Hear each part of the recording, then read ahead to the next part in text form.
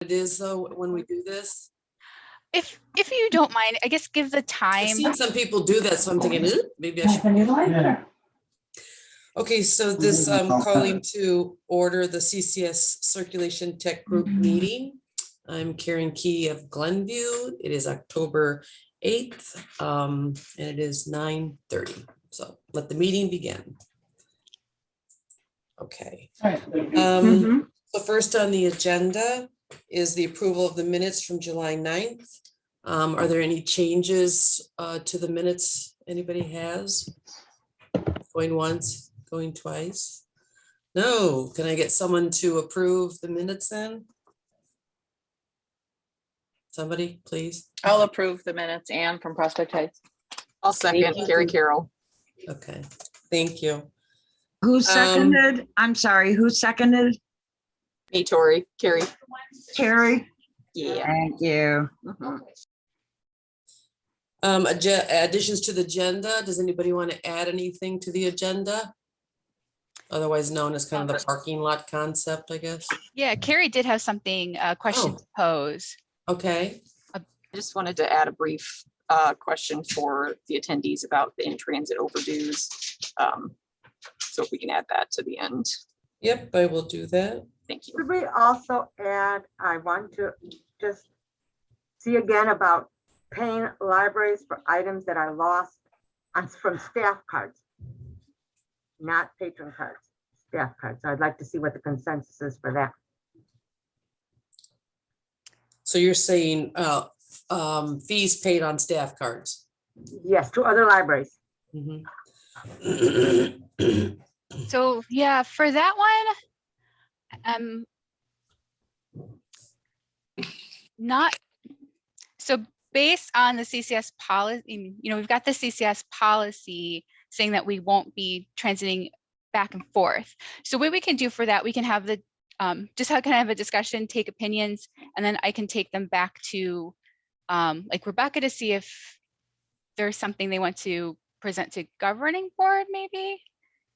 Does that sound okay, Maggie? I just want to make sure that if I have a staff member who owes quite a bit of money to other libraries on her staff card and her personal card, so she just really had fun. I just want to make sure that when I clear out her card, I am following the correct protocols, that I'm not going to be, owing money. Or if she pays me for another library's item, I want to make sure that we're not sending the money. I just want to make sure that's clarified, okay? Especially, I think we have some new managers who maybe don't know that once the item is at your library, it is your expression whether you waive or not, if it's checked out from your library, that kind of thing, right? Yep. Yeah, so we can go ahead and add that to the list and then decide at the end, like Mieko says, what to do kind of about it. Right. Yeah, that's no problem. Anybody else want to add anything? Well, if you think of it before we get to the end, you can still add it, so that's fine. Yeah. Okay. Did you want us to sign in, Karen, on the chat? Yes, there's a Mieko set up a very nice thing in the chat where you can click on the link and just type your name in the attendance sheet. I was going to share it again at the start of my update, give people a few more minutes to trickle in. Oh, okay. Perfect, that's fine. So officer reports, I don't have any myself. Vice Chair. I don't have anything, but I am going to take this time. Sam Bunty, whose name you might see on the screen right now, she is my new second in command here for account services and circulation and ILL stuff. So she will be joining us at the very least for these circ meetings. So I just wanted to announce her. Now she's on the screen and just introduce her to folks. So yeah, that's Sam. Well, welcome. Hello, everyone. Okay, Secretary Tori. No, I don't have anything. Okay. All right, so CCS staff reports. Yeah, I've got a handful of little things to share. So the first one is I'm just going to pop a link into the chat. So instead of, we're trying a more organized way of taking role for these virtual meetings. We tried this at the last ILL meeting. It seemed to work out well. So basically, I'm sharing a link to an editable Word document. So what should happen when you click the link and open up the doc, you should be able to enter your name in, type your name in by the library, and we will use that as a role. If you don't get around to it during the meeting, I will also send a link out after the meeting so people who didn't get a chance to sign in can sign in afterwards. Other than that, so I do have a few other things. I'm going to share my screen. Where's the, so we can get started with this. Okay. And hopefully you can see my slides. I guess some of the, thanks, Carrie. Okay, so I just have a few quick updates I want to review with the group. The first one is a very quick reminder. If you're registering, or I guess if a user is getting a new card with your library, but they have an existing account, so like they move from one CCS library area to another, just a quick reminder to please use the existing record and revise the data, like update their registered at field or the patron code, instead of creating a brand new record and then ending up having to merge things. So when re-registering a patron, please just write over the existing account. The next quick update I want to do, I'm sure a lot of you have already seen our updates on the Vega Discover timeline. So our Vega Discover project timeline has shifted a little bit. Before we can start testing the project, the product at our beta libraries, we need to wait for a key feature related to e-content to be developed. So we were supposed to start beta testing in the fall. That's getting pushed back a little bit. So even though the project timeline is pushed back, CCS, we're still going to move forward with some modified user experience testing over the winter.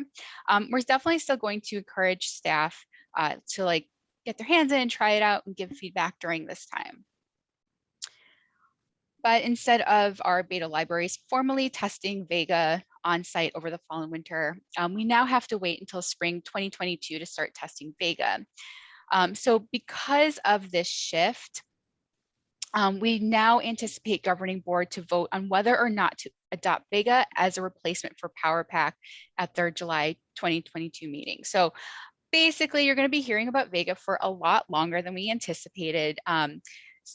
You're still very much welcome to play around with it. And like I said, give feedback, because we're still going to be working on giving input to Innovative to help develop the product. So we get a little more time to do that now.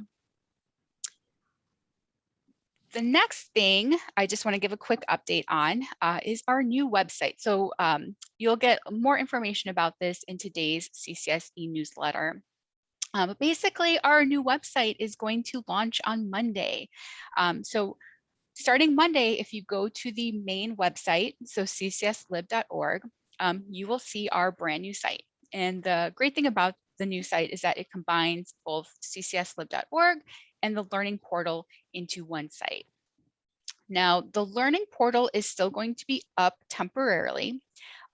It's not going to redirect folks to the new site until November 1st. So if you have the learning portal bookmarked on your computer, just be aware that for the remainder of the month, you will be looking at the old site.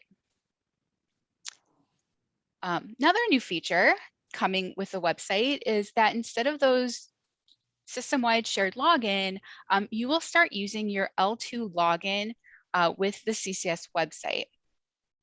Starting Monday, you can also use your L2 login with web reports. For now, web reports will accept either your L2 login or your generic site login. So we definitely have a transition period where you can use either or. I'm just going to pause to check chat real quick. Oh, that's okay.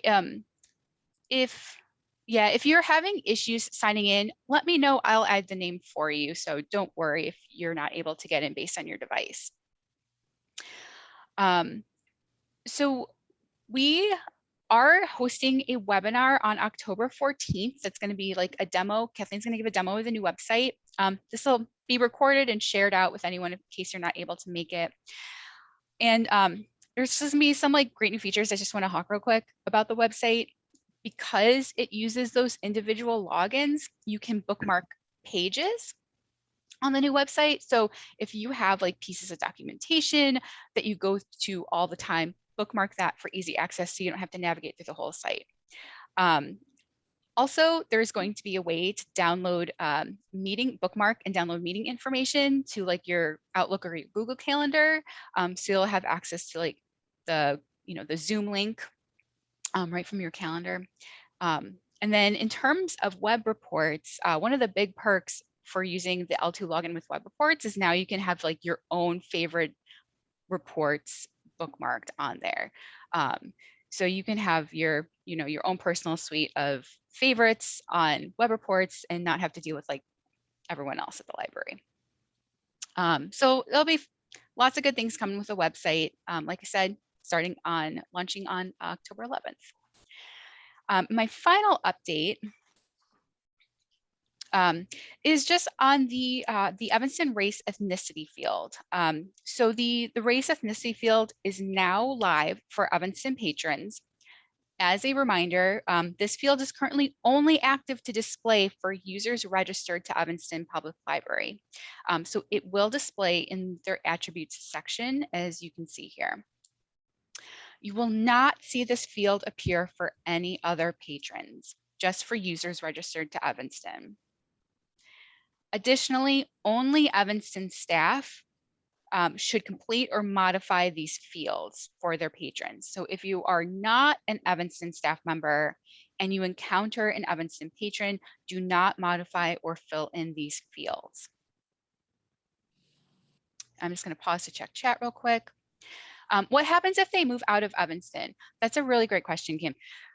So if an Evanston patron moves away, comes to like Wilmette to register for a new card, as soon as you change the registered at field, that is going to rescope what staff see in the attributes. So as soon as you change them from a registered at Evanston to a different library, those race ethnicity fields will disappear. Any other questions around that?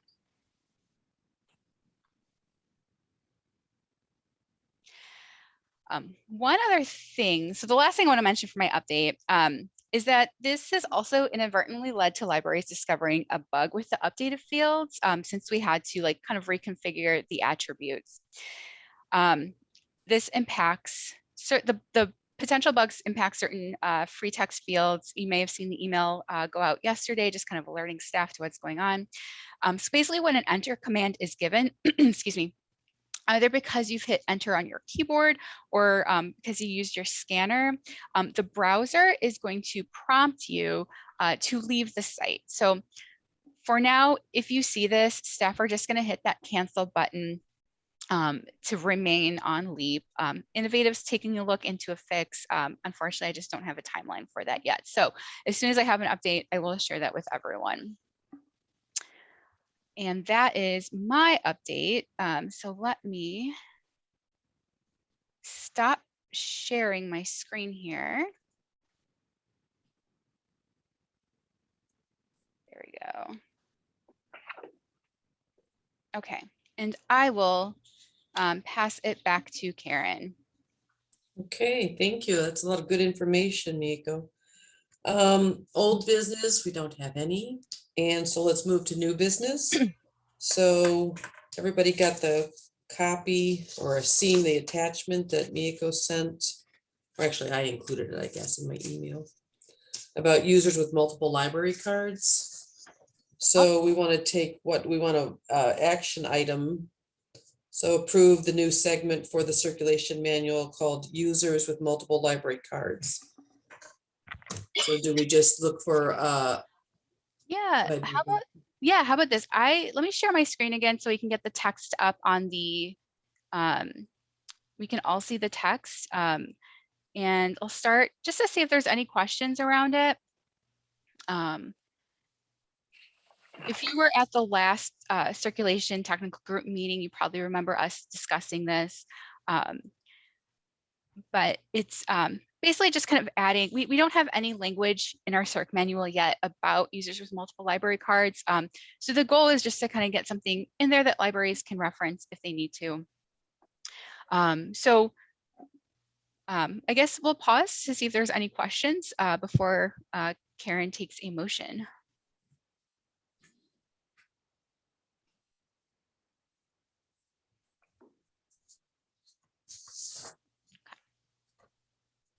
I'm gonna take that as a no. I don't know how long the pause needs to be.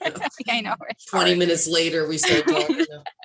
Okay, so I guess we want to take make a motion to approve. Is that what we do? So somebody want to approve? Can the I motion to secretary? approve. Okay. Do you? Is that Karen? Did you Karen approve? from Fremont, yep. Very good, thank you. Can we get Maggie, someone to second it? Maggie from Round Lake will second. Yay, thank you, Maggie. Okay, so that takes us to our next action item, which is approval, let's see, recommended to claims returned workflow. So do we have something? Oh, good, thank you. Mia. Yeah, no, well, I was actually, this might be a little longer than the 10 minutes. That's fine, because okay. we moved pretty quick already, so we're Yeah. good. So, well, first of all, I just want to, I will add that new segment to the CERC Tech manual, and we'll post the revised manual online, and I will send the link out to the group. Sounds good. So watch for that in the next couple of weeks. So in claims items workflow. So again, if you were like at the last tech circuit meeting, we had some pending question related to claims return workflows. And these were discussed at the last month's CERC ILL advisory group meeting. So there's one recommendation that we needed to take to the group for approval, and that is related to how long an unresolved or current claim can remain on a patron's account. But I thought it would be best, like, in order to approach the recommendation, I thought it would be best to just kind of see how it fits in with claims workflows as a whole. And then that will also allow me to touch on some of the advisory group discussion that is not leading us to need a formal vote. So I'm just gonna give like starting from the beginning about claiming an item. So in terms of claiming an item, like we have a long established practice that libraries can claim their own item or intra-CCS items without consulting the owning library. And just to kind of give an idea of what this looks like with our current claims, from a snapshot of data on October 5th, we have nearly 2,000 claims on patron records right now. And of these, only 179 are from intra-CCS claims. So on claims where you're not the owning library. So with the snapshot, you see like 91% of claims are local, 9% are intra-CCS claims. You know, this mirrors snapshots we've taken in the past too. So this number remains fairly consistent.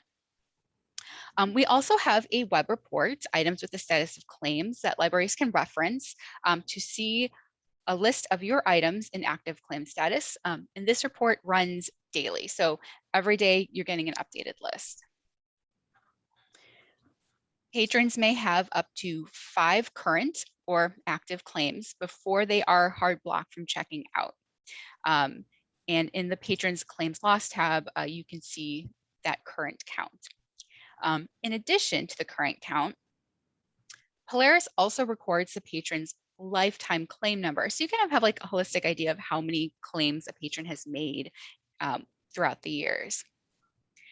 Now, a claim is going to remain on a patron's account, or it will remain active until it's resolved.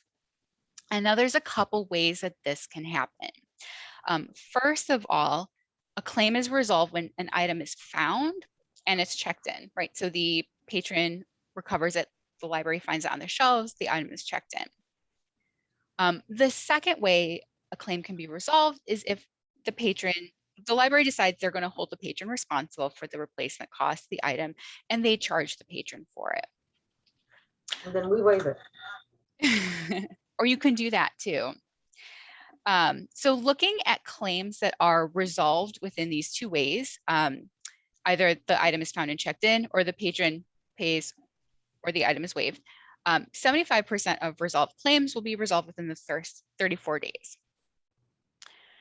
So the question that we discussed last month at the advisory group meeting is, what do we do with a claim that never resolves? So eventually, staff are going to need to manually resolve that item so it can be deleted. And it's important that we do this in order for, first of all, libraries to maintain their collections. So, selectors can know it's time to reorder or get a replacement copy, and so that we can maintain an accurate database. So if an item sits in claim status, we can, that prevents us from deleting the patron record or deleting, obviously, the item record or the associated bib record. So with that, how should we manually remove an unresolved claim from the patron's record? We already reviewed 2 ways that the claim can be resolved: being located and checked in, or marking lost, charging the patron. But what's the best way to remove or resolve a claim where the item hasn't been recovered, but you're not going to hold that patron responsible for the replacement costs? And there's a couple different workflows that the staff can use. So at the advisory group meeting last month, we discussed these and we identified a recommended workflow. And before I go into this, I just want to say, like, if your library has a different workflow that you use and it works for you and your library, that's okay. The group thought it would be best that this recommended workflow is more a suggestion for libraries who are looking for guidance on what to do with these types of items.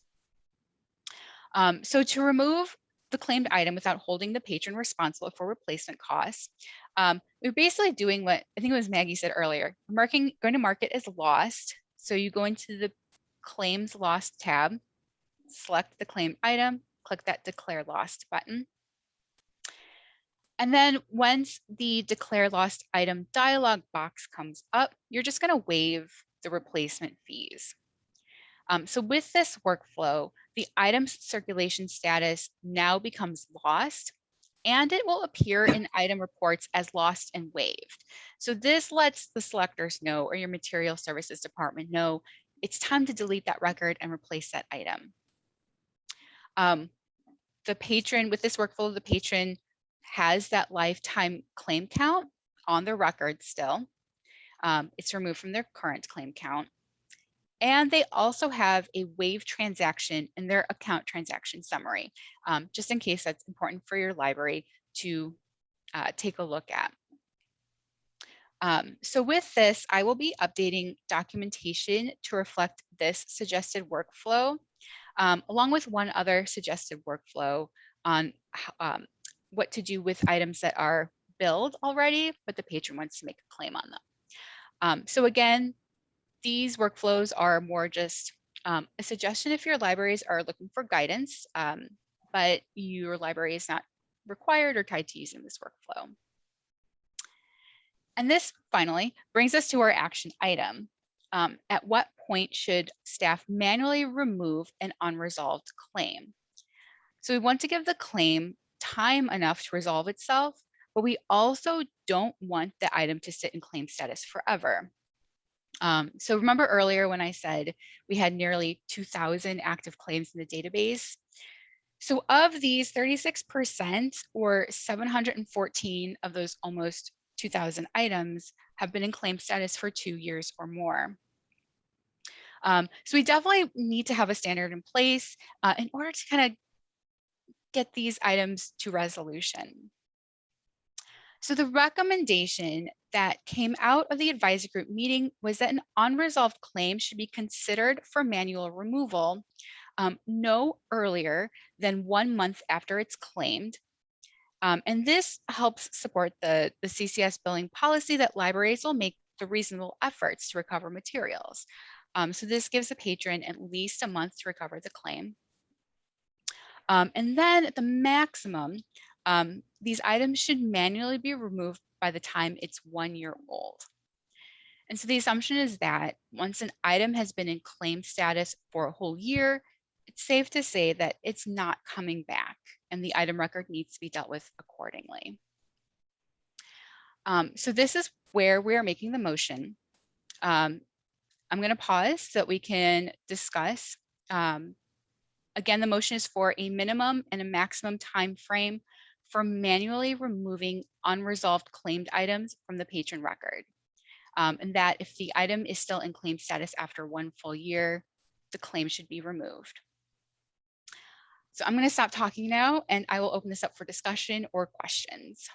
Tori has a question. Yes. I love talking about myself in the third person. I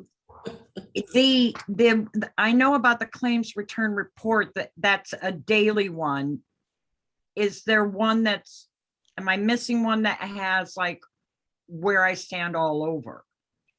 Or is the No. daily one just adding to the report, or is it just that day?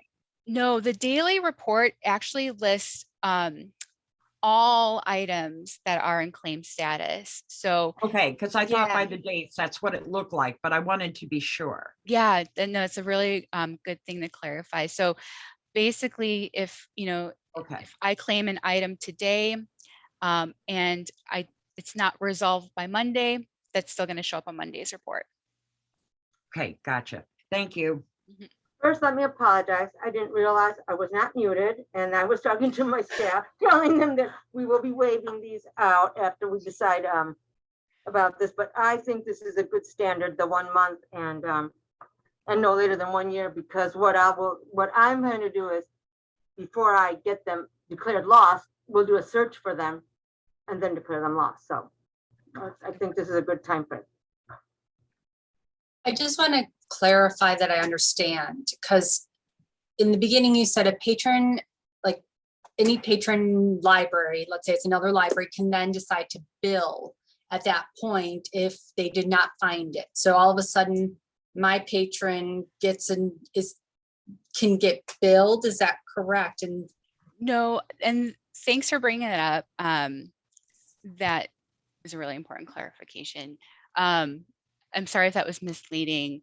So no other library should be billing for claims for example, if this is an intra CCS claim, and maybe let's say, I'm a Northbrook patron and I made a claim with Northbrook on an intra CCS Wilmette item. Wilmette should not be billing the patron, marking that loss and adding the bill to the patron's record.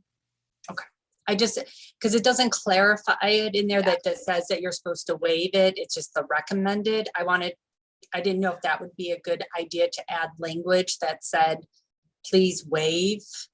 That would be a good idea to add language on that. Are we automatically waiving, or are we calling the other library and having a discussion? I was actually I kind of want to open that part up for discussion in the next part. So here's what's going to come next. So hang on to that question. Sure.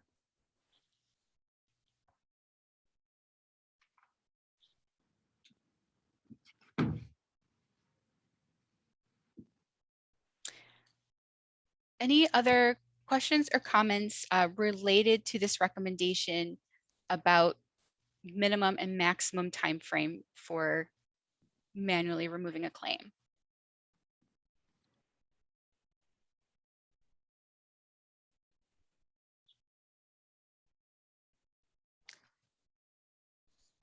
Don't see any chats coming in either. So Karen, I'm going to turn this over to you to get a motion, a second, and then I guess a voice vote for approval. Okay, so who would like to motion to approve this? I'll make Maggie from Round Lake will make an motion to approve this. Okay, which is the manually removing any unresolved claims. I guess I should say what it is. And who seconds? Who would motion to second it? I'll second it. This is Lynn at Lake Villa. Okay, thank you.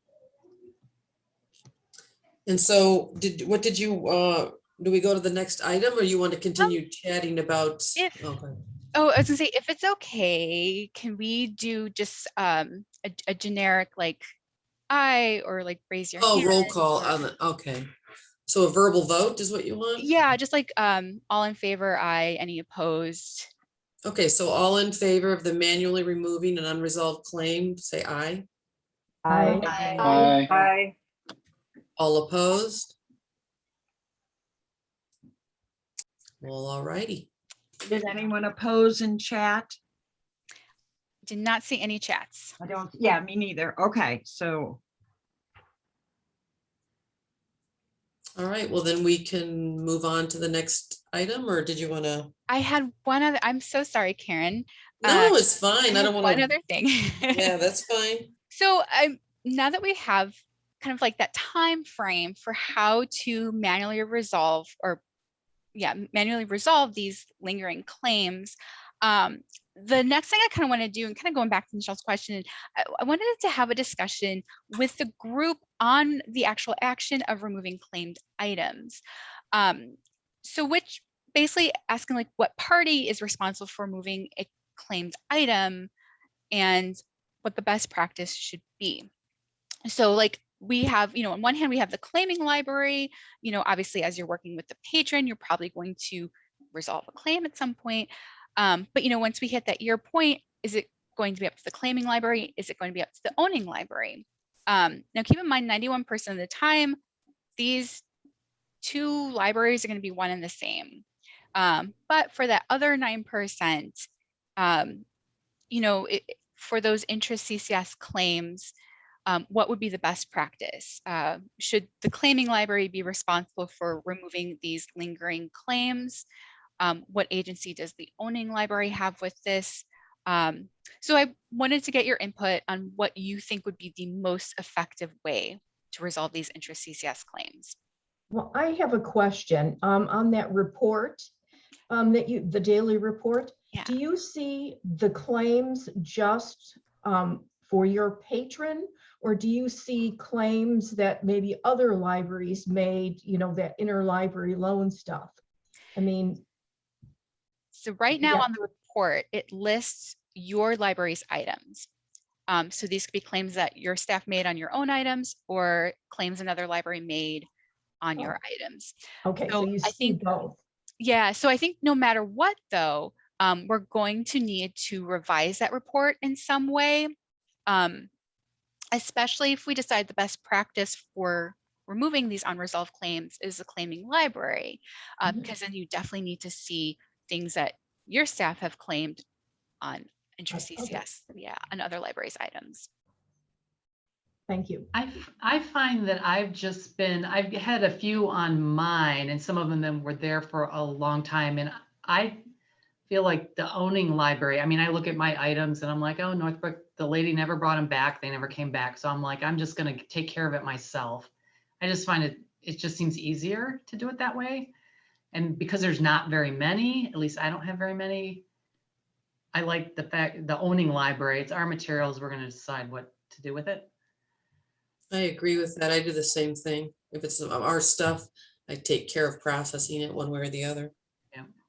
I agree also, but Lynn and Karen, could you do mine too? Because I haven't done anything with it. But I agree, it should be I think the owning library should go in and do it. I agree. Okay. Owning library. Okay. So I feel pretty consistent. People Can I are ask- saying, oh, sorry, go ahead. Sorry, I just have a question. So like something happened like last week.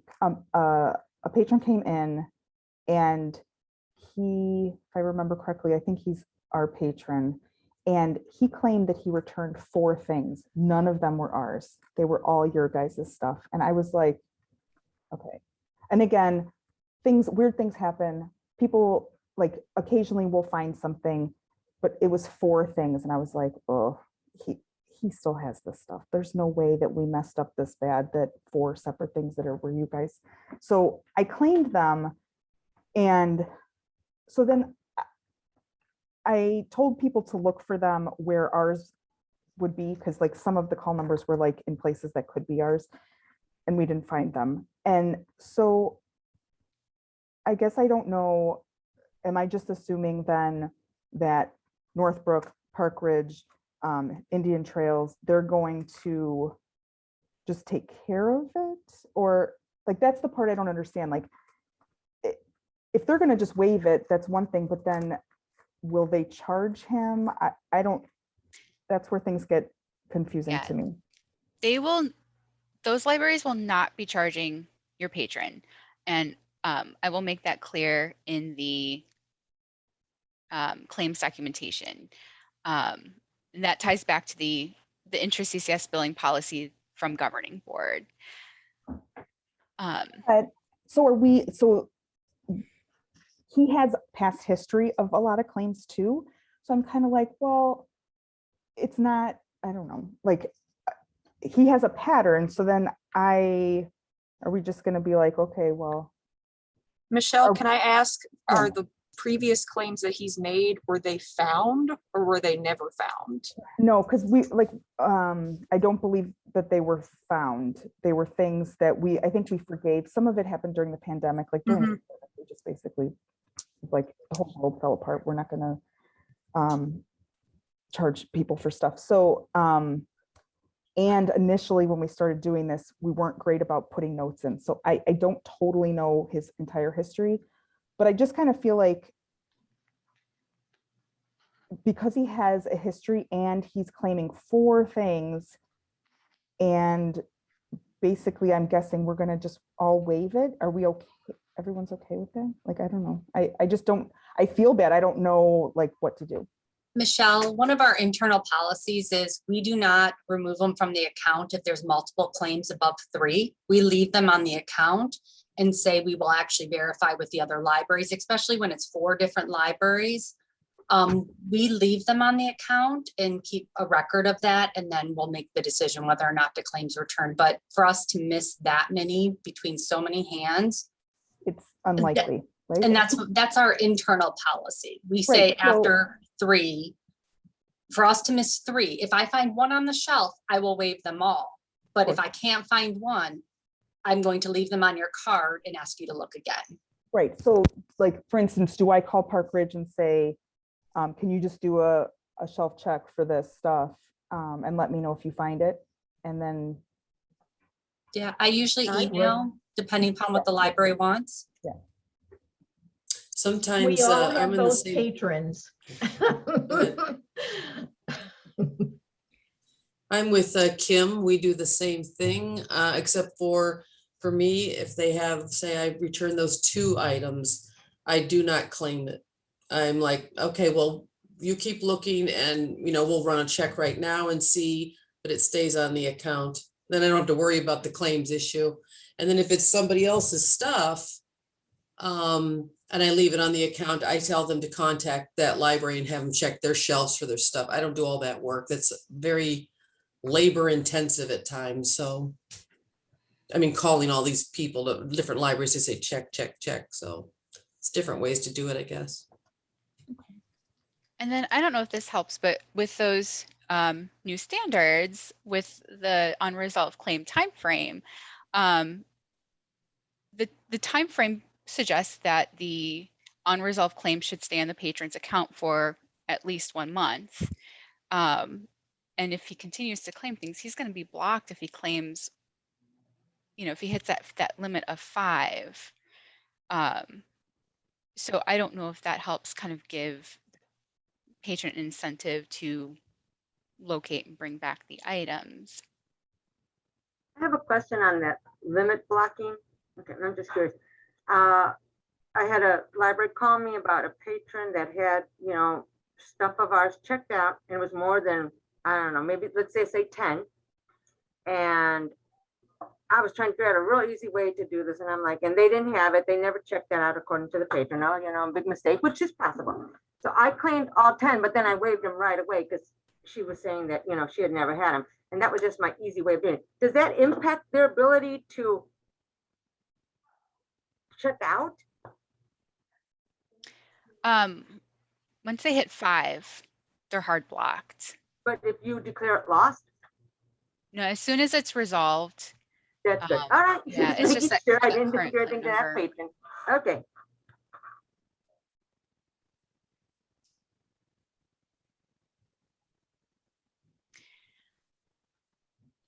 I would just say, from my point of view, I am of a mind and that most of this sounds okay to me. The home library should be given a chance to seriously. We all are aware of the claims return report now, so we've got some older ones because during the COVID, we weren't in here looking for things. And now we've got them RFIDing all over the place, so things are a bit, I need enough time to at least check for it. So that's why I like these little policies about what we're agreeing on. Because 4 books and this is habitual. If it's too simple for the patron, then they're just going to say, great, I'll just get it from another library, claim I returned it, and they'll write it all off for me eventually. So if somebody's habitual, there might be different ways I would handle it, but that's internal. And I'm more than happy to waive things. But if I find out somebody's doing it consistently, I'm not going to want to, it's like, other library, research libraries and stuff can start to get like, every time we send you something, we have a hard time getting it back. I don't want to encourage bad behavior. So I think that's why I think the model numbers are helpful. And we just have to be more on top of the claims return report so that, and you're more likely to find it if you're looking quickly. So I will try to stay on top of ours, but yeah, I think, we want to just be sure that people who are doing it habitually need to be we need to be warned a little bit. Because I don't want to keep having to write somebody off and then find out it's the same patrons over and over again. That's frustrating for us. Miyako, to Tori's point, do the claims, once the claim is, say it's resolved by waiving it, does that then not add into the patron's tally of number of claims returned? Does it go away? No, it will, the lifetime claims will include that number. So whether 5 of No matter 10 how of the it's lifetime resolved. claims, no matter how it's resolved. Yep, as soon as you Okay. claim That's return good. an item, it adds it to the lifetime count. Oh, Okay, that's so then great. you yeah, good. Okay. Yeah, then I can see that sort of thing if I needed to. Yeah, that sounds great. Because then even if somebody always returns their claims, it's still a pattern of just take the extra week to look for it. Like, Yeah. That's what because that I know I've got several patrons that we're still trying to train that, if you just, put the effort you put in the week after, the week before, we'd be great, so yeah, because there's some people that just aren't going to change. But yeah, if it's in the full, that I forgot, the lifetime will show all of them, no matter how it gets resolved. Thank you. So I have a question about tied to all of this then. So you put things in claims returned. I do mine every week. I look at them and process them. And if we've looked 3 times, so 3 weeks, then I take action on it. Now I'll I do a want to month. be since like that's what I'm Karen. I want to grow up to be Karen. I don't know about that. There's things I'm not revealing that aren't so great, but anyway, everyone's got their pros and cons, right? All right. So, but, wait, so I'll go to the month now, since that's the guideline we're using. That's no big deal. But so honestly, I'm okay. So if there's somebody on there, and there are usually from other libraries on a patron who didn't return something. So what is the proper procedure for that? Because I am billing them. I want to bill them. Are we then supposed to call those libraries and say, or does that mean, because this is where I'm going with this, then what it feels like is all patrons that come here within CCS, right? So just within the consortium that come to this library and don't return it, it's a write-off. And I don't think that's right, but because it's not fair for RBPs outside the consortium that come here, I am billing them, and that library does pay. So I don't know, is that what we all had agreed to and what the rules say or the guidelines say? So the policy is that we're not to bill another, we're not, if it's an interest CCS situation, we're not to bill that patron. So want to kind of bring in Karen's question back to that discussion about like which party should be responsible for Mhm. resolving these unresolved claims. You know, if we're saying that the responsibility is on the owning library, then do we also need to have an agreement that the owning library gives enough time for the claiming library to make the decision to bill the patron or not? Does that make sense? Well, you mean owning library because it's my stuff.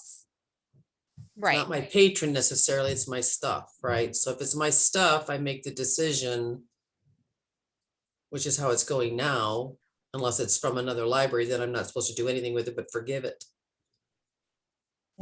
I guess I'm under the impression that as soon as I hit claims, I should not have to worry about anything else, that it's a waive completely from that step forward, is my thought process. If we're Oh, I trying to see. get, and that's where I'm trying to make sure I'm grasping this, because if we're going to let it sit for a month, so I have that, does that mean that this library has looked for it for the first month, like Glenview, you've looked for my item for a month.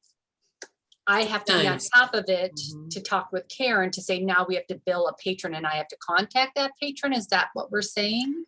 And so that's the hard part, because people have different ways that they approach claims. Mhm. Yeah, so that's why my confusion is, as soon as I see it as claims, I'm just assuming my patron, we've taken care of it for you. You shouldn't have to worry about anything going forward. But if we're splitting it up into two separate things, then we all have to be on top of I that. have to be second doing it thing. the same way is what's gonna need, then I need to probably modify if that's how it's meant to be used. I don't use it that way. the way Or you're- maybe there's a different thing for RBPs. We say as a CCS consortium, this is how we're going to work with our patrons and RBPs. Because if we're having issues with RBPs on our materials, maybe that's something that the language should have. We register them differently. We do things differently with them. I mean, it's just not equitable across the board for everybody. It's just not. It's like saying if you go, well, it is saying you go to another library and don't return their stuff, you don't have to pay for it, don't worry. Can we use that, the declared lost where we're actually billing the patron? Mhm. Could that be a thing that you do? It's like a claim is something you're just kind of taking care of, but if somebody says that you're going to declare it lost because it is, and that triggers that billing process. I don't know if that gets too complicated though. Then you have unique libraries get in if you have collections. Oh, and I don't, yeah, so I didn't think about that part, yeah. Well, I wonder too, like, I'm sorry, but the thing is like claims returned, I don't know, in my mind is give us a chance, we'll go look for it, see if we can find it. Hopefully, we all have the same goal in mind. They do, we do, like everyone wants to find the item. So, and then, but that doesn't mean that that's the end of the road. It just means we're going to kind of really intensely look for it more than once. We do at least 3-4 times. And then we're going to have another conversation. You're basically going to get billed for it if we don't have it because you are responsible for it. End of story. I mean, there's play in that. I'm sounding kind of harsh when I say it, but I don't, there's given that, but and then if you declare, so if you go into the system and you just pick an item and you declare lost because you're going to waive it because that's how then you just do it right then instead of putting it in claims returned.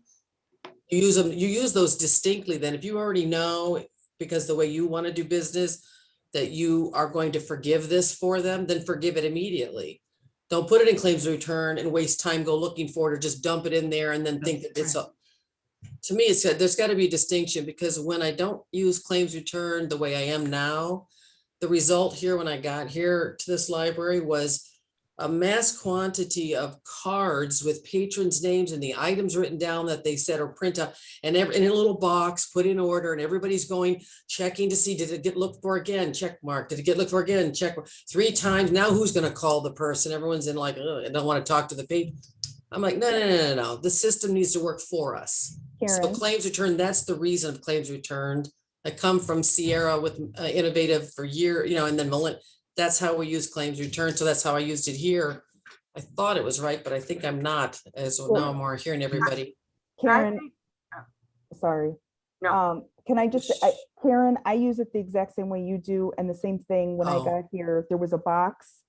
There was Yeah. tons of slips. People had to keep track of what was happening where because nothing was, I used the claims and that report to keep track of this is the stuff we're looking for. This is the stuff we still have. to Yes, cover. I print it out weekly and I say, go Yes. look for it again, look And for we it have, again. we have Yeah. template emails we send to people if we do find it, if we don't find it, but we're gonna forgive them because it's Yes. one time, and a template email of, oh, this has happened many times, and you are gonna get a bill now. And we Yeah. do this on. It and works very well. works. It's very, Like it took us, Dana and I worked on this probably for over a year, and we finally got it to a place where it's organized, it makes sense. And I get that, like, somebody comes in and they have a pattern of things or whatever, and by putting it on claims, it makes it seem like, oh, well, now it's off your account. But we tell them, we're going to look for it. You continue looking for it.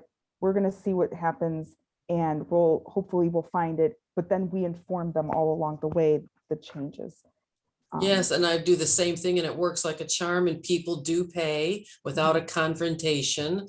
Some people call and say, no, but then we have a conversation, then I negotiate, okay, you pay half then, and we'll eat the other half, or I don't say that to the patron, but we'll absorb the cost of the other half of it. And then people are like, oh, okay, we can do that. And so some people do that. And then sometimes you're like adamant and we're like, well, okay, we'll waive it then. And then we do. So there's accountability. Otherwise, what's the point in having any of it? It's just like, don't bother, just Just want to say, waive it. claims return for us has always been the patron comes up, I return that item, I put it in the outdoor drop, it was Sunday afternoon, it was raining, and I had my umbrella out, and by Jove, you lost it, and we dropped it off. Okay, claims returned. Well, they visit my library too, that same person. Yeah, so we put it in claims return. And then I leave it on there for a while because, as always, in all things, there's mistakes. Especially children's stuff, it gets put in the wrong collection. Maybe an English book went into the Spanish collection or vice versa. And that's what I tell the patron, that if it comes, around, it will get off your account. If you find it, just drop it off and we will, it'll check in.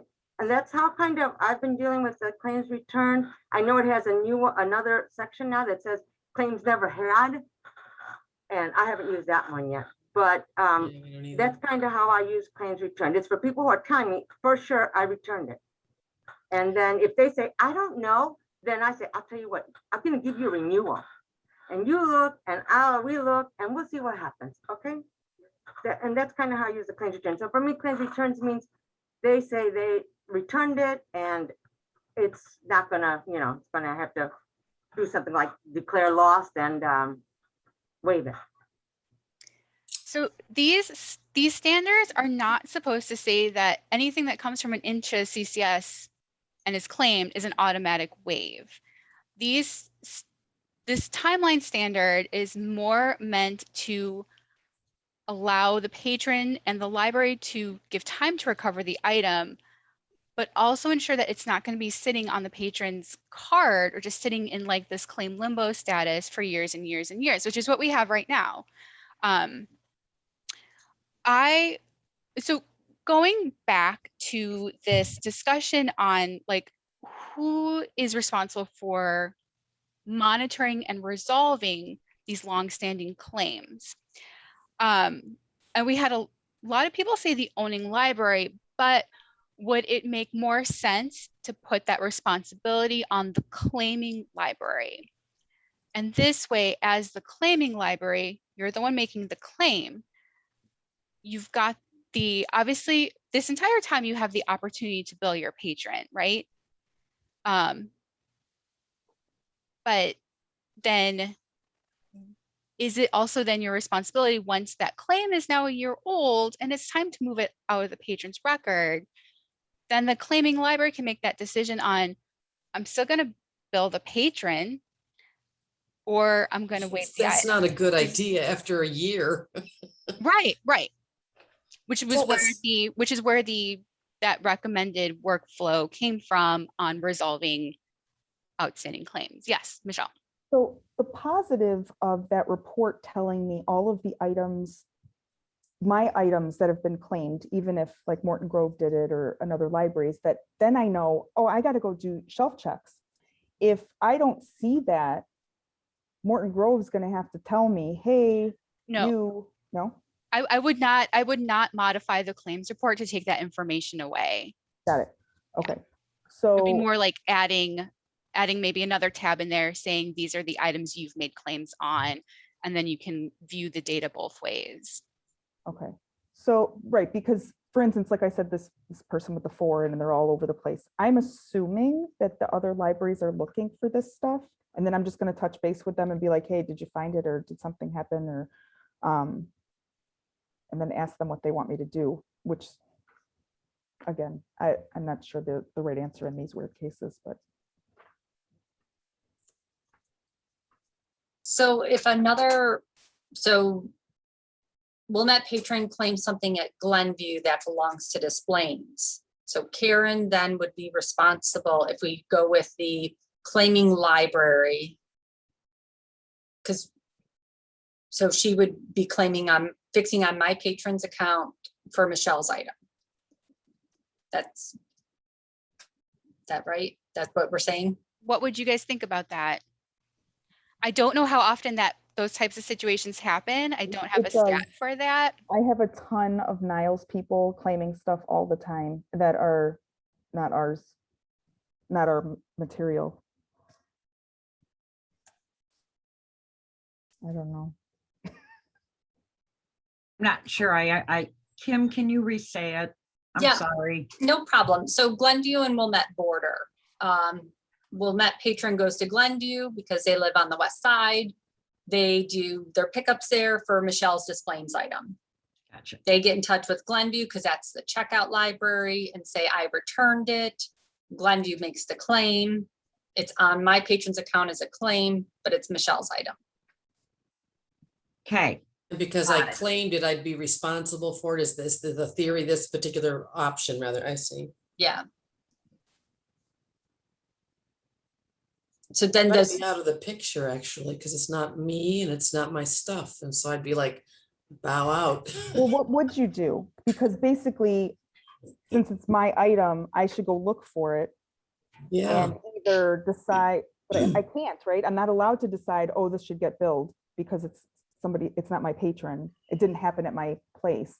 So I can decide to waive it, and that but it's the second that where I'm like, oh, I don't really want to waive this. This person has done this before or whatever. I don't know. This is where my head hurts. I guess I like it that it's the patron. You do it for your patron because you're the one who's in contact with your patron. You know, even though it may be another library, you become responsible because that would be my only thought. But what if it never, I'm thinking like Round Lake, like Maggie, like what if that patron always uses my library? It's a Round Lake patron, but she always, the same thing like you said, she places her holds here, she picks up her holds here. She doesn't go to Round Lake, even though she registered her card at Round Lake. She considers this her library. So I kind of get that idea, like I get it both ways, the claiming and but I almost like that idea of having 2 tabs, maybe of being able to look at the items and then looking at the claiming. And then you can, if you've got to make some decisions, you can maybe contact that other library and say, we need to talk about this. Fortunately, I don't have too much of this going on, so I feel sorry for you guys. Yeah, I don't either, but thanks, Lynn. We don't have that. No. But my question is this. So that patron, my Round Lake patron, goes to Lake Villa. They check out an item and they don't return it to Lake Villa. It's a Lake Villa item. Lake Villa chooses to bill them. That's good. I always tell them, you know what? You didn't check it out here. It's not an ILL item. You're going to go talk to Lynn. That's Right. what I don't fuss around. I said, you checked it out over there. You're going to have to go talk to them and follow their guidelines. So if Lynn wants to bill them, you go. So that's, and anyway, all you can bill any of my patrons. I don't care. But then when they come in here, I'll either have to redirect them because they checked it out at your library, or if they checked it out here, then I'll have to make the decision whether I believe them or not on their stories that they tell. All right. Okay. And I tell you, at my library, we err on the side of the patron. Most of the times, we always try to keep that patron coming back and not storming out of here saying, I'm never using that library. I'm going to Lynn's library. So, which has happened. Okay. So, but anyway, that's kind of what I see, which is, so Lynn can very well charge any of my patrons of items that are checked out at her library. Correct me if I'm wrong. I thought that was something that we had That's- discussed. I'm having a hard time following this scenario. Sorry. I am too. I'm confused. I won't tell you all right now. Do whatever you want with my patrons. I don't care. Because I'm all confused. I understand to a certain degree in the sense that a lot of times the claim returned at our library gets used, they've usually been billed. Because we try to give them, keep looking, we're checking out to you, or we'll extend it or something like that and try to get that. And so that's why it was helpful to see what the workflow should be once it's been billed, if we're going to go ahead and waive it and everything, to make sure we clear it out properly. But yeah, a lot of our claims returns are at least late in the process. They're due to be billed or they're about to be billed, because they're not blocked from checking out at that point. They're not blocked out till they get to the real critical zone. So if people are waiting on their claims returns at least long enough that you feel they've at least really, I'm just saying, if you've got a habitual problem, it might be nice for all of us who have to be, we're aware of him, he's an issue, and then maybe be more firm with them, but that's an in-house decision. I just, like I said, I'm happy to waive things. That's fine, but yeah, I mean, I've got 11, 5 of them were waived by us. So the rest of them are other people's, and I will get on those and make the moves. But yeah, there's always the exceptions. But yeah, I'm assuming though, to some degree, the claim return is not being done the minute they get their first notice they have an overdue. Because going to claim returns pretty quick to kick it in and then have the item appear when they look for it several months. I mean, it'd be nice if claim return isn't the first option the minute that they have a problem with it. Susan, Because did you? things do bounce out in blue vans and things come up and show up at the last minute. So yeah, but I'm happy to go ahead, and if we find there's a real issue, governors and directors will start raising their heads up as well. Susan from Northbrook, did you want to say something? I did. And hello, I don't know any of you. It's my first meeting. Hello. Be bold. I'm filling in here. I'm the reference manager in Northbrook, but I'm filling in while we hire a new circulation manager. So I'm interim here down in Circle. So I don't have all of our processes down in Northbrook memorized yet, but I do have experience from claims return from previous libraries. And so if I just understand the situation, the issue is that we can't, even if we're okay with it, we can't actually bill the other library's patron. I mean, I like the idea of the owning library just because, like it has been mentioned, it's our item, and then we can say, no, we want this cleared off. We want this to, be able to be replaced. So I like that. And so if we could maybe agree that, if it's a person that is not a habitual claims return, they don't have a lot, that we will just be, generous. It's not our patron, we'll just waive it. If it's not, if it is a habitual, like we see, okay, this is someone that, obviously has a pattern, that we would then just contact the patron's library and explain the situation, ask them to bill the patron.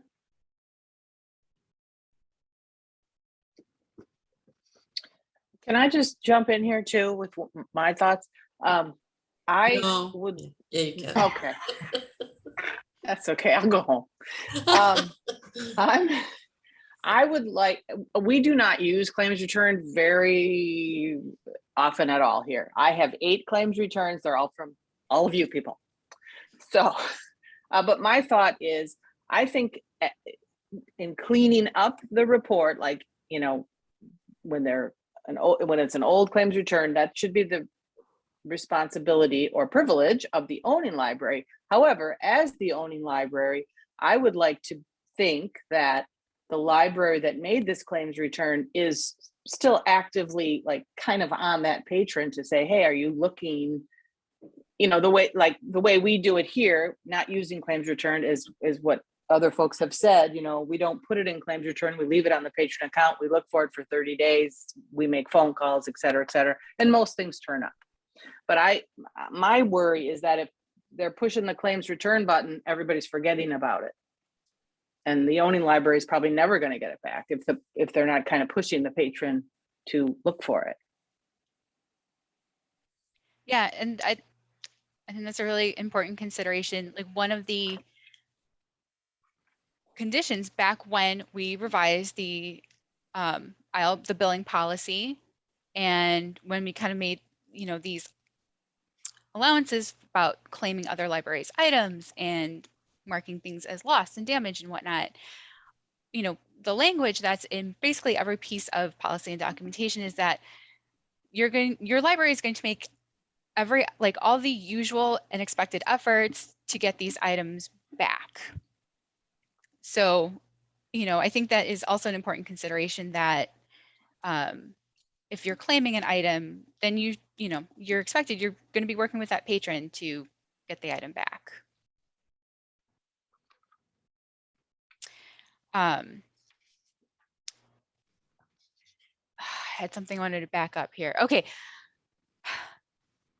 Playing devil's advocate. I do want to wrap this discussion up. I think we still have some things that we need to maybe take to the advisory group, or see where else we need to take it.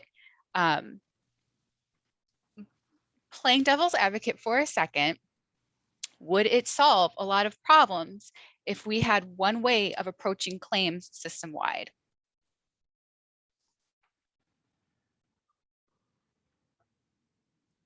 I'm not sure what boards and things, some people's library boards would probably have to approve things. If some boards just do what the library suggests, others might need to have time to get approval. I would like to see what it looks like first before making a decision, because it may be something that we all can agree on if we have it in writing versus theoretically saying. But I like that idea. I'm not opposed to it. I just would like to see what it looks like. Okay. I like it as long as it's the way I want it. If I'm being honest, so I don't know. Maybe advisory board could come up with a solution and play around. I'm a little weary for that, just because we have put so much time and effort and a lot of time in creating this entire system where I have two people that do these certain things and I do the ones that are from other libraries, to revamp that all. And I don't want to go back to the box with the pile. I mean, we get claims all the time. Oh, I did return that. I'm like, well, okay, you need to go. And, you know, sometimes the people return it. And I don't know that it's going to be a one fit for everybody. I'm also just really terrified you're going to tell me I have to redo the whole thing. So. No, I mean, like I said, I was just throwing it out there, devil's advocate, to see initial reactions to the idea.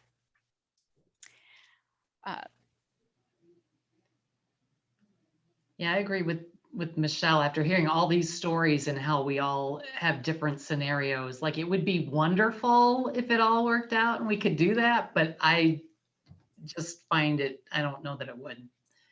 It would be nice to see, like Kim said, but yeah, I can see how different libraries, it might not work. Mm-hmm. So this is, I think, what we kind of still need to talk about here is then who is responsible? Like, if a claim is unresolved, it's not coming back, who is responsible for manually resolving that claim? The owning library, I vote. I like the way the report is currently set up, because somebody said the claiming library is already making those efforts to retrieve the item with that patron, whether or not that's their home patron. And if you're the owning library, you want to have good faith that after a year it's done, and you can tell your appropriate selectors to be like, hey, if you haven't done anything with this already, now's the time. I think year's pretty generous. I mean, that's a long time for a library to determine or for a material to show up. So, and if it's not keeping the other patron, then I'm going to try to get them done before that. So, I mean, maybe if since we're all going to be jumping on the report a little bit more than we normally have, and see how the issue resolves itself after people have had a chance to really print it out and do their double checks and clear what we can, it might be easier to decide. I don't know. It doesn't sound like everybody has really big, huge reports to work on. People who've looked seem to have not had too many, and then maybe, like I said, I'm happy to just go ahead and excuse them at this point. I've got one DPK. I'll check for it today. Would we expect the owning library to notify the claim library ahead of removing the item, or would that be unnecessary? I don't think it's just waiving necessary. it. It's I think just unnecessary. We do it taking it now. off. If we're not going to do a lot of phone calling beforehand, I'm certainly shouldn't have to call. If you're expecting me to waive it, there's no real point for me to call you to tell you I did. Right. I would think. Because it comes off the list then, right, Mieko? Once you've done it, it'll come off the list on both libraries. So if you're watching it with any regularity, if there's something you're concerned about, it'll disappear. And then you'll know it's gone. You'll all have to forgive me because I'm probably way behind the mark on everything. I see that report and I'm like, oh, that's going to the bottom of the list. Oh, that's going to the bottom of the list. We do passports. Okay, except for Maggie, okay? Just forgive me because I'm way behind it. Okay, so once this claimed item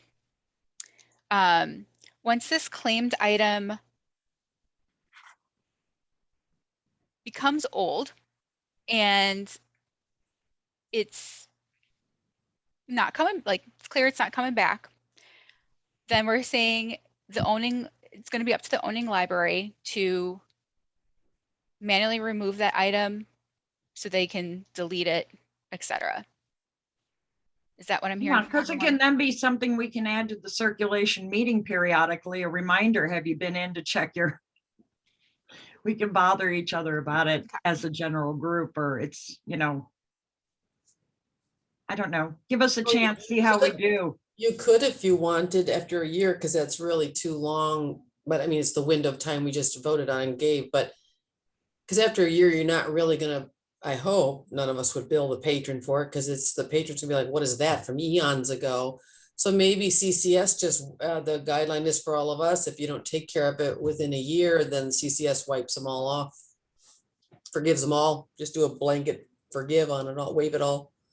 I like Instead that of all of us going in after a year trying to like take it all off. It's just there's a expiration date on those puppies now and they're gone.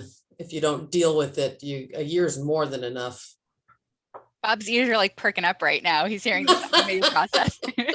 That's a great idea. Not another report. Karen, great idea. I like that one. I make a motion for that.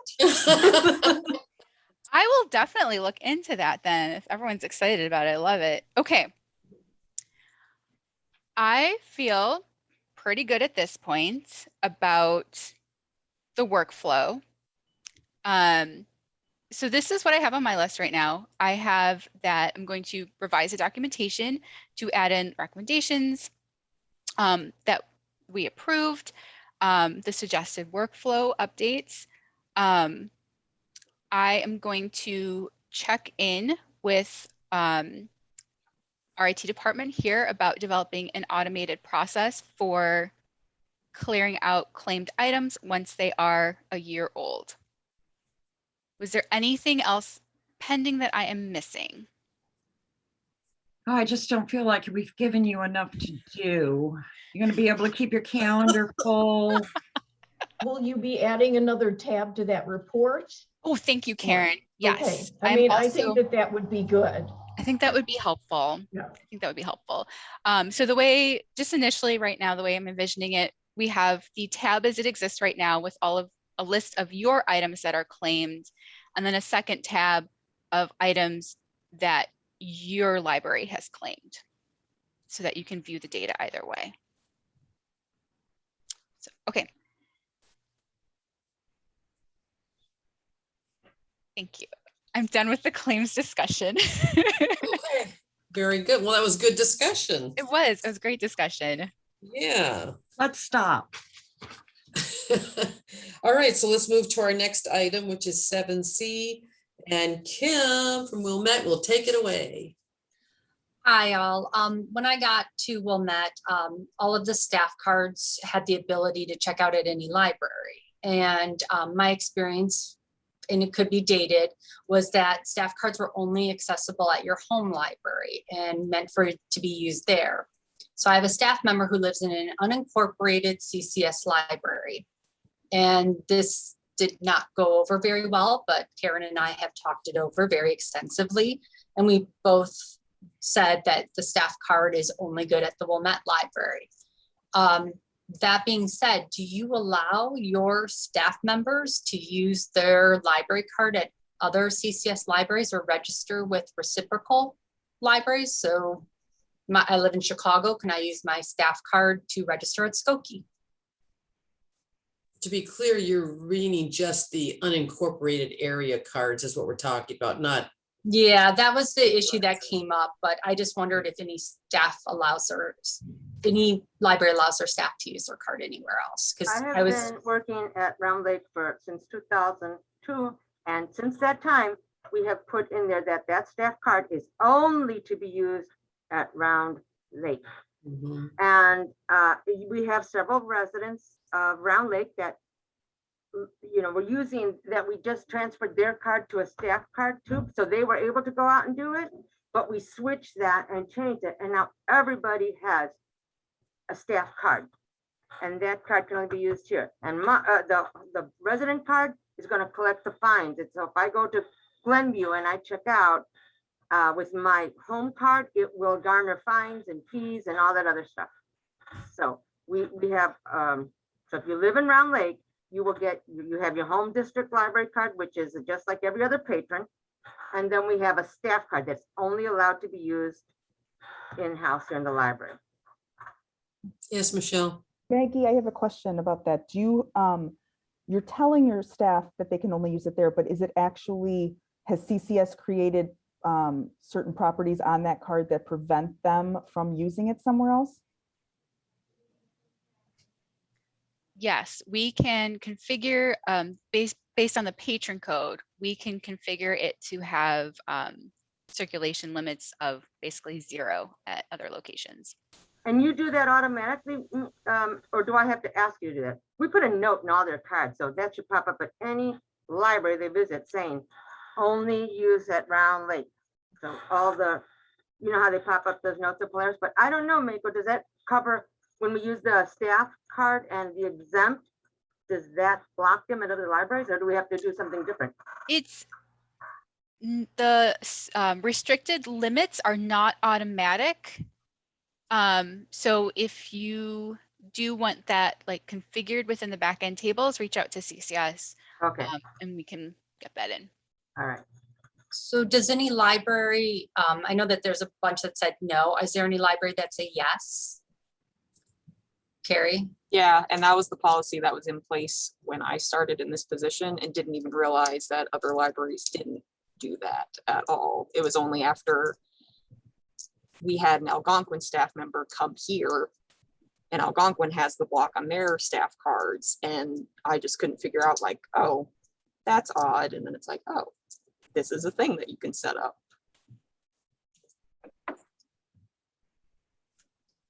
And since most of our employees live somewhere in the area, I mean, they already have a home library card. So yeah, they're expected to use their home library card at other libraries, their staff card, so that they can use the services here and be knowledgeable, you know, for the obvious reasons. But yeah, most of them have, we have some people who live in Lake Forest, and we do like you guys do. We just give them a staff card that they can use for their staff stuff. And then they have their private card that gives them all the benefits of being a Lake Forest resident. So it's just easier that way. Some of them have not bothered to get a staff card. You know, some of the people who work in the tech department don't really need to be able to do certain things, so they're fine with their home card. But yeah, we don't want them to get twisted up with all those cards going if we can help it too. Michelle, were you going to say something? I was just gonna say that we don't put limits. All of our staff are told that they should get a library card with us, if only just so that they can access all of our e-products and be knowledgeable about them. I never think to use my library card somewhere else because honestly, I'm here all the time. Why would I want to go to somewhere else when I'm not at work? But I do have, like, I live in Indian Trails district, so I have another card, but that's not what you were asking. So we don't limit, and I'm not sure, people might use our cards elsewhere. I just asked because this is unincorporated, and, you know, that was one of the biggest things that came up because it's taxable at Glenview and it's not. So I just wondered, so far I have Des Plaines and Fox River Valley. Does anyone else? I don't think that they limit. I mean, I'm not positive, but I've been here for 5 years and I've never been told that we can't use our staff card anywhere else. So I'd have to look into it. I'm not sure. So that's why I wonder if there are people, because some libraries don't check for reciprocal borrowing. So that's why I wondered, not in our consortium, but outside of our consortium. So I didn't know. I know that there's nothing in place. Miyako and you and I have gone back and forth on this. So I just wanted to see what other libraries did. So just the two. Okay. I think thank the you. non-resident staff is the biggest issue though, because it's not by law even appropriate to have a free card that you didn't pay for. So it's a courtesy all libraries give their staff a perk, if you will, that, hey, we'll give you a card. You don't have to pay the money like everybody else does that's in an unincorporated area. So we can get by with that because our board says yes as a perk for our staff that are unincorporated. So this is why you only can do it at your home library. You don't get to go all over and use it like everybody else would because you didn't even pay for it. You got it only out of the graces of your board saying that they would give it to you as a perk.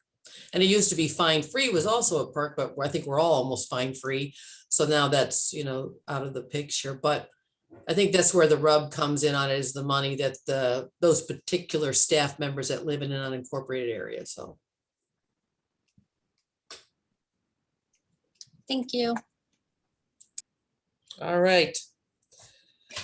So let's go to the, I think it's the parking lot is what the proper term is, right? So Carrie, did you want to talk about the in-transit overdues? Yeah, this will kind of be a redundant question, similar to previous talks we've had about like switch games and rails.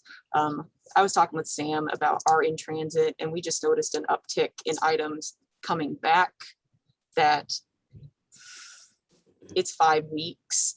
And it tended to be a lot of fiction because that's what she selects. And so she was just curious. And now I'm curious too, if anecdotally other libraries have seen just really big delays in transits or not.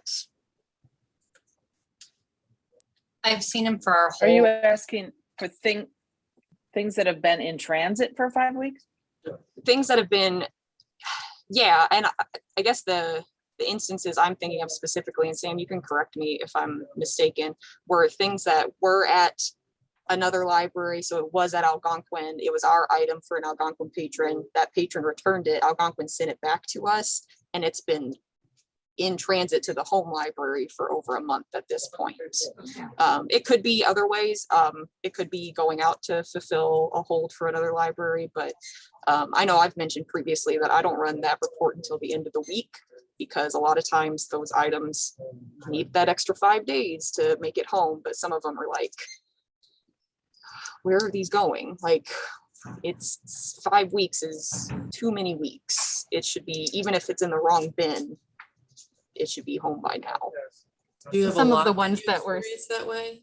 Oh, sorry. yeah, some of the ones that we're seeing, going back and checking, 2-3 months later, and it's still never arrived. It was in transit, Wow. eventually marked as missing, and still hasn't shown up 2-3 months even after the fact. So it I have went a few. somewhere. I have a few of those. I do the same thing. I usually let it go to a second week because sometimes I know libraries don't have time to check, and I know about the bouncing around. LBK, LFK, things sometimes get skewed. So I like to give it at least a second week.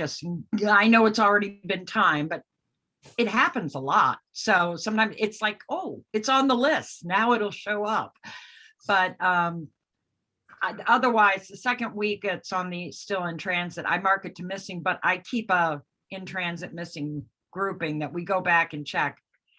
And it can be a little dicey, and we have a few that have just never come back. And so I just send it on to the librarian and say, look, it's been gone this long. If people want it, you better order it.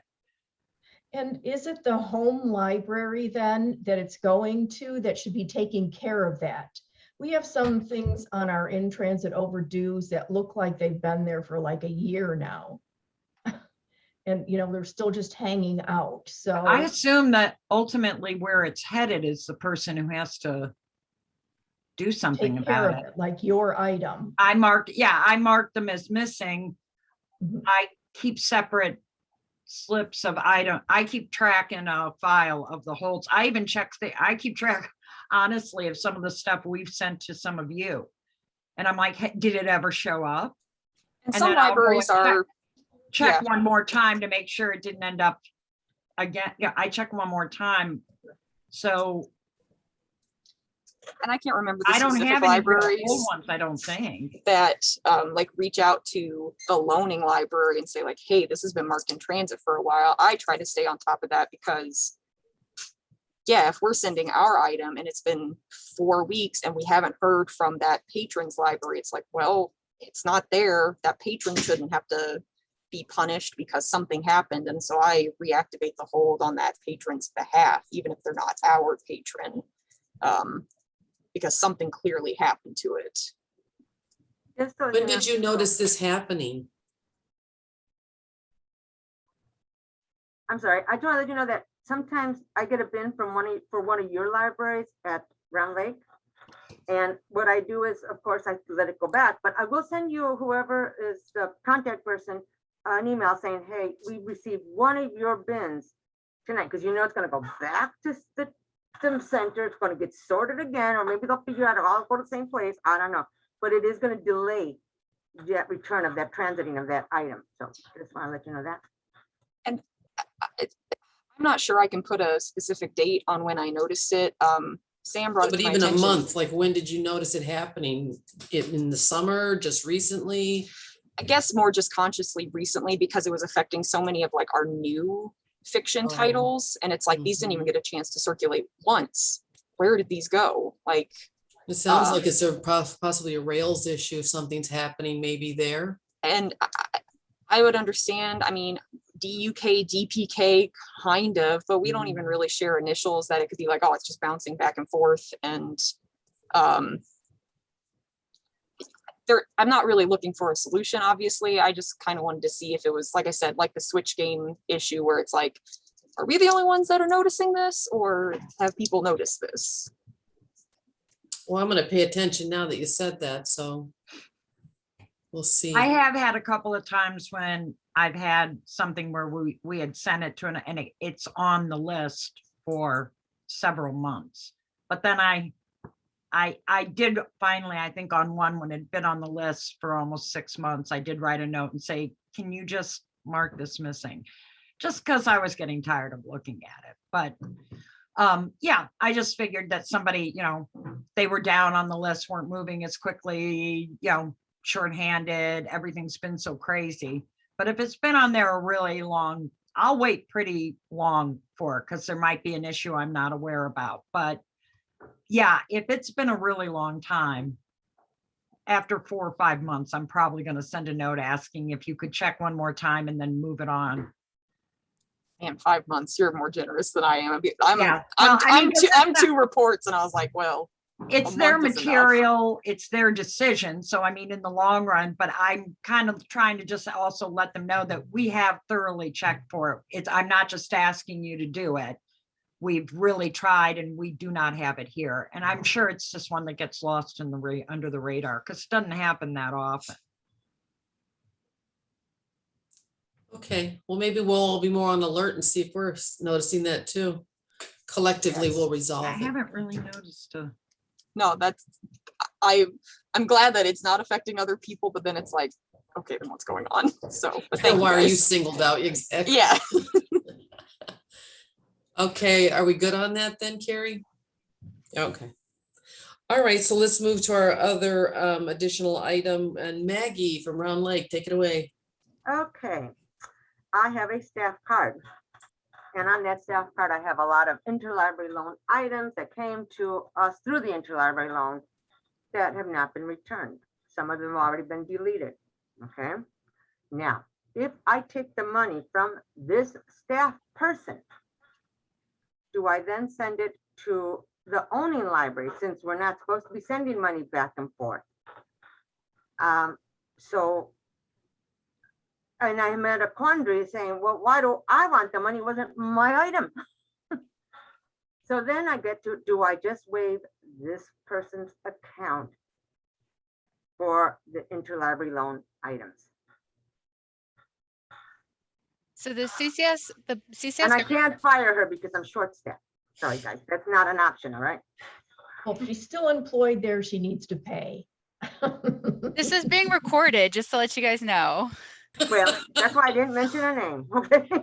But I need to know because honest to goodness, she's willing to pay. But then I'm thinking, well, it's only benefiting me, or not me, because I don't keep the money. Sorry, guys, it's being recorded. I turned the money into the office. Yeah. But you understand, it's She benefiting still Round. needs to be responsible, so you just keep, send the money to your library and be done with it. Okay, so what I'm hearing clearly is that it's my option to decide what I'm gonna do with this staff, and I can't send the money to the owning libraries. That's what I'm hearing. Is that accurate? CCS billing policy says the money will not travel back and forth. Okay, all right, because that's what I thought, because we've had some issues where patrons are paying for things, and it really breaks my heart that I can't send you the money. It breaks my heart. Just want to let you all know. Okay. But okay, thank you for the information. Thank you. All right, so I'm thinking, oh, Kim, yes. I'm sorry, I hopped on a little bit late for the parking lot, and I wondered, do we have a No minute problem. to ask one more question? Yep. Okay, so this came up where I was trying to figure it out. So we sent back an item to another library, home library. All of a sudden, my patron contacted me. The library billed the patron and contacted my patron. And I was trying to find some language where I thought we worked with the home library first because it's our patron. We're the ones who took the material in, they checked it out with us. And I was looking through the learning portal, and it says that the library where it was returned, the home library can bill the patron after the fact. And I'm just wondering, it feels kind of weird. My patron returned it. We didn't notice the damage here. All of a sudden they're getting a bill. And they're like, why did this library contact me for this item?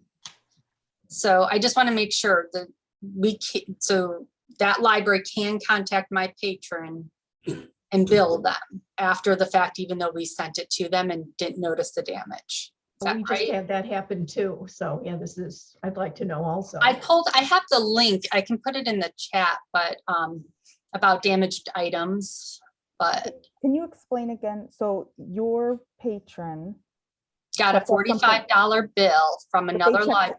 they checked it out at your location, Yeah, but they checked returned it. it somewhere else. Nope, checked it out here, Yeah. returned here, sent it to the home library. The home library said that it was damaged, billed my patron for the material. Patron all of a sudden calls me and says, hey, I've got this lost book on my account, and another library do called that? me. Did we do this? So Did we do this? my I have- question is, and Keep talking, Kim. so I just want to make sure, because I know the policy says that you all have the right to, that I went in and looked and I'm like, really, it says that? And I think that probably needs to be clarified better in the documentation then. So make a note of that. Let me just here's write the that link. down. I'll put it in the chat. So maybe that'll, or this is where I looked, because I pulled out, you won't be able to see it with my screen, but I pulled out the policy manual that was updated May 2021, and it's not in there. It's only in the learning portal. So because I've trained my staff to contact you all if there's a concern about an item that's damaged. Well, we missed the damage apparently, and one of my patrons. Or the damage happened in the sorting. Yeah, that's the other thing. The sorters have been, like, we're about to get an AMH handler, so things go quicker.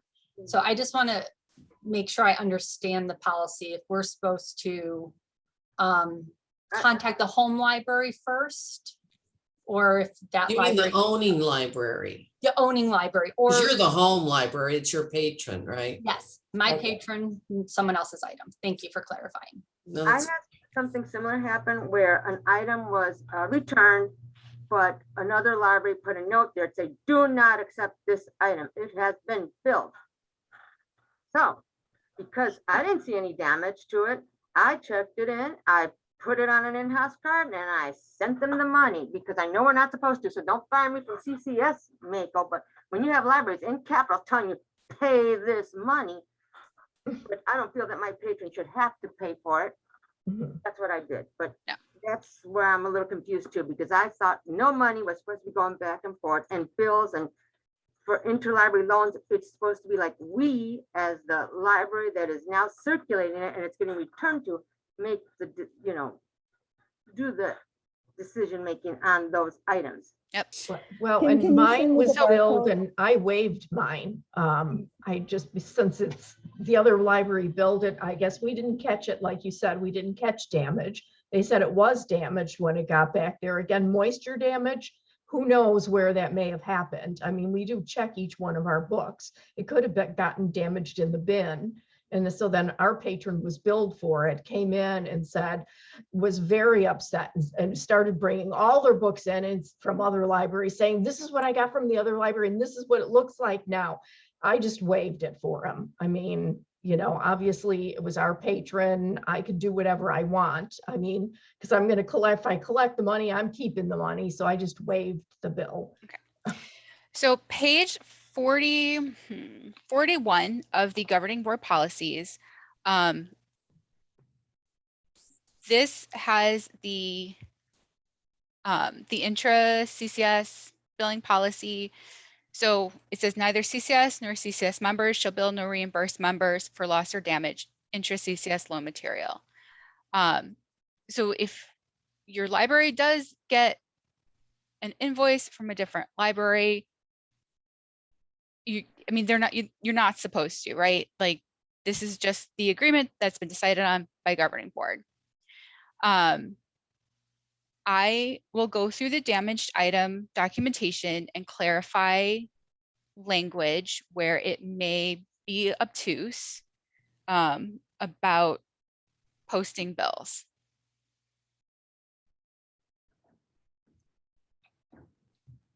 So just so I'm clear, you're supposed to contact me. They should have contacted me first before billing my patron. They should, yeah. No, they should not have billed your patron. Okay. So the damaged item procedures does have a nice little chart that you can use, so you can determine like what steps should you take based on if the item belongs to you, if it's your patron, if the item was checked out at your library.